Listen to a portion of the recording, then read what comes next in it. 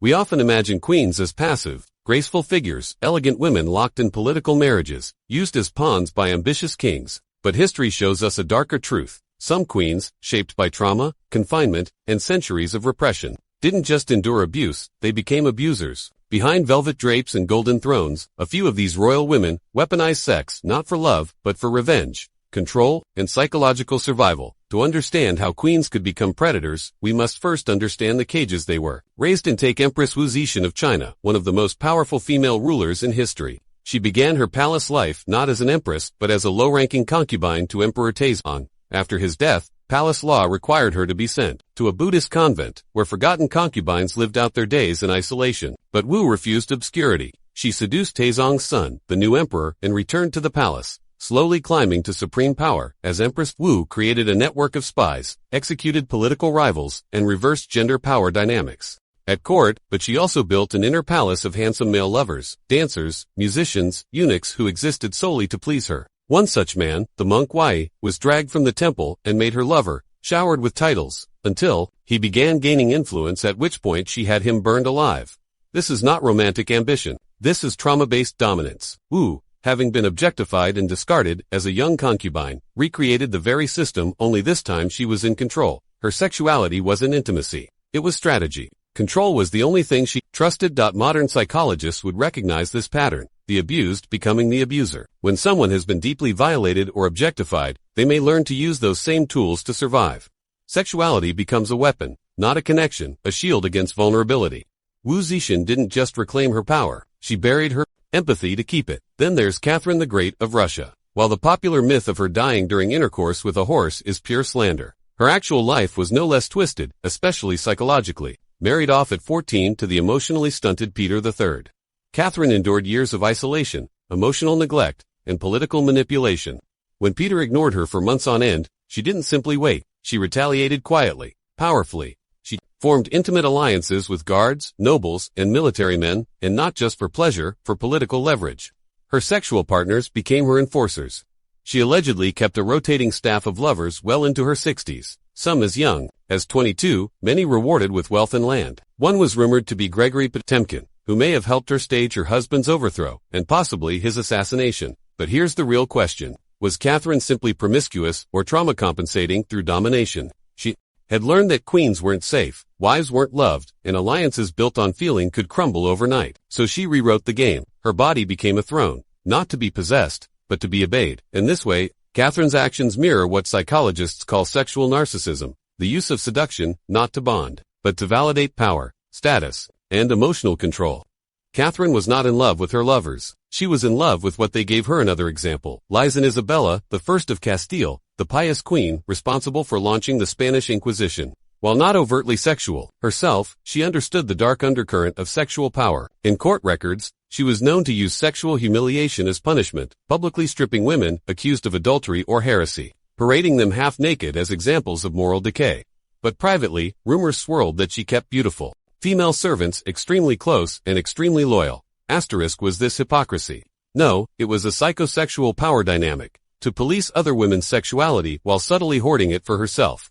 A pattern seen in modern authoritarian women who weaponize morality to hide their desires. It's important to understand. These women weren't born monstrous. They were born in systems that told them they were objects, vessels for heirs, prizes for kings, political signatures and silk.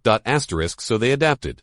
Some used seduction. Others used fear. But in every case, their sexuality was no longer personal. It was political. And that's where the transformation began. Obedience, admiration, and political leverage. As the palace walls grew thicker, so did the secrets behind them. In the second half of our story, we explore how some royal women crossed the final line, from trauma-driven survival to intentional sexual predation. This wasn't just power play anymore. It was about feeding a craving for psychological control, even cruelty, cloaked in royal robes. Let's begin with Lucretia Borgia, daughter of Pope Alexander VI. Though not officially a queen, Lucretia functioned like one in Renaissance Italy, politically married off multiple times to build alliances for the Borgia family. But inside court walls, she gained a sinister reputation. By the age of 20, Lucretia had been accused of poisoning rivals, seducing her brother-in-law and even engaging in incest with her father and brother. While many of these rumors may have been exaggerated by political enemies, some threads seem disturbingly consistent, including her known control over who got access to the papal chambers. Lucretia used her beauty as currency, her body as negotiation, and her charm as poison. Men who underestimated her didn't just lose influence, they disappeared. Her bedroom, according to rival accounts, was a place of both seduction and silence. You entered flattered, you left ruined. What we see in Lucretia is the classic predator's mask. Vulnerability, then reversal. The prey becomes the hunter, not out of revenge, but because power begins to feel euphoric. Psychologists define this as repetition compulsion, when a person unconsciously recreates their own trauma, but this time with them in control. The abused becomes the abuser, because in that moment, the fear is gone, replaced by dominance. And this dynamic wasn't limited to the Renaissance. Enter Queen Renavalona I of Madagascar, known today as the Mad Queen. She ruled in the 19th century, and while her reputation is often focused on cruelty and executions, lesser known are the whispers about her private life. Renavalona reportedly kept a group of night guards, young male soldiers chosen not for strength, but for beauty. Those summoned to her private chambers were expected to obey without resistance. But if a man failed to please her, he risked execution by torture. Some were reportedly forced into competition for her favor, others never seen again. To the public, she was untouchable. To her inner circle, she was feared. This is no longer trauma response. This is active sadism. The arousal derived not from intimacy, but from control and fear. Ranavalona's sexuality wasn't compensating for vulnerability. It had become the weapon. A similar dynamic existed in Queen Christina of Sweden, who reigned in the 1600s. Raised as a boy by her father, taught to fight and ride like a prince, Christina rejected marriage, wore men's clothing, and was known for her intimate relationships with her female courtiers. While openly intelligent and artistic, Christina also developed a pattern. She seduced, used, and discarded lovers, both male and female, when they became emotionally attached. Historians now believe Christina may have exhibited traits of high-functioning narcissism, craving adoration, fleeing from emotional intimacy, and exercising cold detachment when power shifted. Her bedroom politics were as complex as her diplomacy, but always in her control. What's striking across these stories is the psychological inversion. These women had been born into systems designed to use them, but once the tables turned, they didn't dismantle those systems, they took control of them. Instead of rejecting sexual manipulation, they mastered it. Instead of exposing emotional power games, they played them better. But why? According to modern clinical psychology, particularly trauma-focused therapy, individuals who grow up in hyper-controlling or emotionally abusive environments often internalize those behaviors. It becomes safe to control others, because vulnerability once meant pain. For queens, whose lives were full of forced marriages, political spying, and court betrayal, emotional openness wasn't just dangerous, it was suicidal. So they built armor. In the case of Maria Carolina of Naples, she used her sexual charm to control diplomats and generals, much like her sister, Marie Antoinette. But behind closed doors, Maria Carolina was rumored to run informal interrogation chambers, where disloyal subjects, often male, were not only questioned, but humiliated. She didn't simply punish, she enjoyed watching them break. This goes beyond narcissism, it touches the realm of psychosexual domination when breaking another's will becomes erotic, not romantic. Not every queen took lovers for love. Some did it to prove that even the strongest men would kneel, not before the crown, but before them.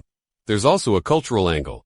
In most of history, female sexuality has been feared, repressed, or controlled. So, when women like these gained unchecked power and had no external limitations, their sexual energy, once suppressed, exploded outward. But without emotional grounding, it didn't emerge as freedom. It emerged as chaos. These weren't queens exploring love. These were queens expressing rage in disguise, the rage of centuries of silence, now dressed in silk and crowned with diamonds.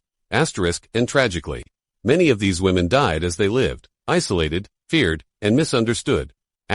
Catherine the Great died alone in her palace. Wu Zetian was buried under a blank tombstone, her name uncarved. Ranavalona died peacefully, but her kingdom fell soon after. Lucretia Borgia died from complications of childbirth, never fully escaping the stain of her name. These weren't villains, nor were they saints. They were survivors who rewrote the script, but in doing so, they often became mirror images of the very tyrants who once caged them. Because when pain becomes identity, and power becomes therapy, even a queen can forget where the line is.